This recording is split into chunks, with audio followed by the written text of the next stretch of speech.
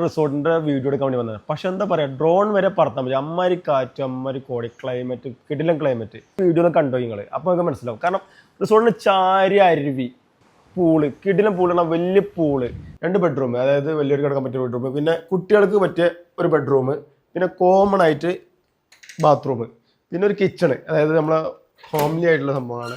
ഇവിടെ ഒരു open area പറഞ്ഞ റൂമിന്റെ അതേ ക്വാളിറ്റിയിലാണ് കേട്ടോ. 14 പേർക്ക് ടൈമിൽ താമസിക്കാൻ പറ്റിയ ഡോർമെറ്ററി കേട്ടോ.